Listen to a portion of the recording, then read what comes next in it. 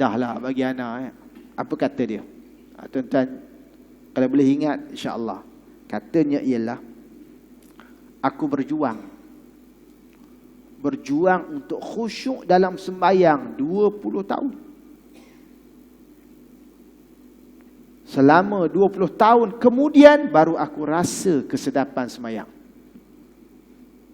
Kita nampak biasa ya. 20 tahun berjuang untuk khusyuk dalam sembahyang. Baru rasa selepas itu 20 tahun. Sehingga Sabit Al-Bunani ini dikatakan orang yang dikurniakan oleh Allah, solatnya itu sampai dalam liang kubur. Mereka melihat dia bangkit solat tu.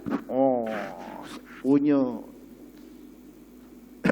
merasai kesedapan solat ya. Sebab tu Ibrahim Adham, seingatan ana, dia pernah menyebut, kalau para pemerintah mengetahui sedapnya, nikmatnya kami berqiyamul lail, nescaya kami akan diperangi. Kita tak rasa sedap lah, pasal sedap tidur. Tetapi kalau betul kita sudah merasa sedapnya qiyamul lail, nescaya kita akan didengki oleh orang lain. Tu, tuan-tuan. Sabit Al-Bunani pernah kata apa? Iblis pernah muncul di hadapan Yahya ibn Zakaria, Nabi Yahya. Beliau melihat banyak-banyak barang-barang yang tergantung di leher iblis. Ini Allah kurniakan kepada para anbiya. Mereka melihat wajah iblis secara tuntas, tengok zahir. Kita, Allah tutup hijab, kita tak nampak mereka, tapi mereka nampak kita.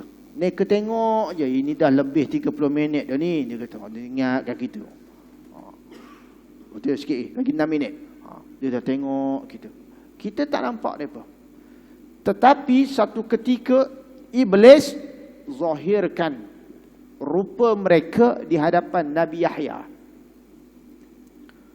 Maka tuan-tuan yang dirahmati oleh Allah, Nabi Yahya nampak bergantung dekat leher iblis itu. Apa benda? Wallahu alam. Nabi Yahya tanya, wahai iblis. Nabi Yahya tak pernah panggil, hei sahabat, tak ada. Wahai iblis, barang apa yang gantung kat diri kamu tu? Kata iblis, ini adalah nafsu-nafsu yang kugunakan untuk kail anak Adam itu. Nabi Yahya tanya, apakah benda itu ditujukan juga pada aku? Maka kata iblis, Allah. Kata iblis, boleh jadi kalau perut kamu kenyang, nescaya aku akan membuatkan kamu itu berat untuk melakukan solat dan berat untuk melakukan zikir kepada Allah Subhanahu wa taala. Sejak pada tu Nabi Yahya tak makan lebih dah.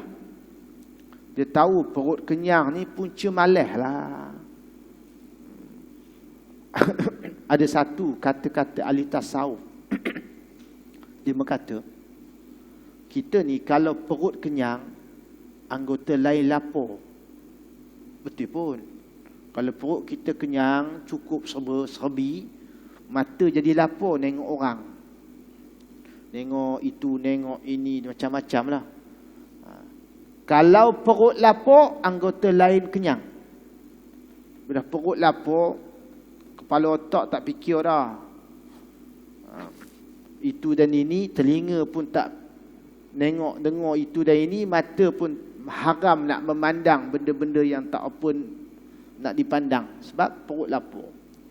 Sebab itu, salafuna soleh dulu mereka takkan mengenyangkan perut mereka itu berlebih-lebihan.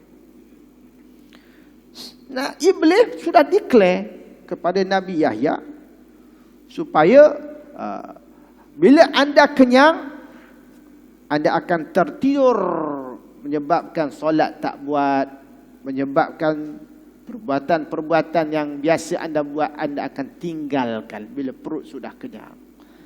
Sebab itu betul lah kata ahli-ahli tasawuf, kalau banyak makan akan banyak minum. Bila banyak minum akan banyak tidur.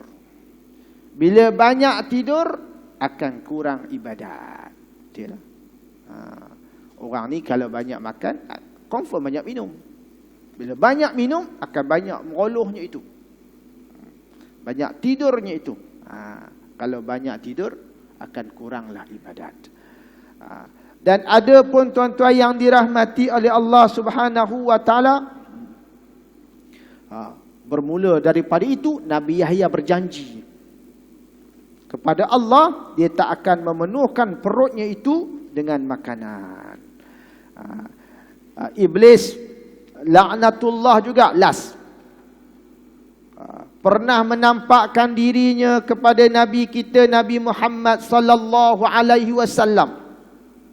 Dalam hadis sahih yang diriwayatkan oleh Imam Muslim daripada Abu Darda, satu hari Nabi sallallahu alaihi wasallam sedang sembahyang. Ketika itu Abu Darda kata, kami dengar Nabi dalam sembahyang itu mengucap, a'udzubillah minka al'anuka bila'natillah.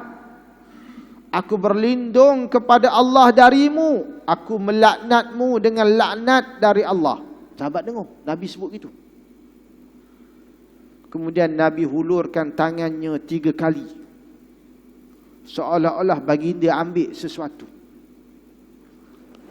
Setelah baginda selesai semayang, sahabat-sahabat tanya kepada Nabi, ya Rasulullah, ketika Tuan melaksanakan solat tadi, kami dengar Tuan mengucapkan sesuatu yang tak pernah kami dengar.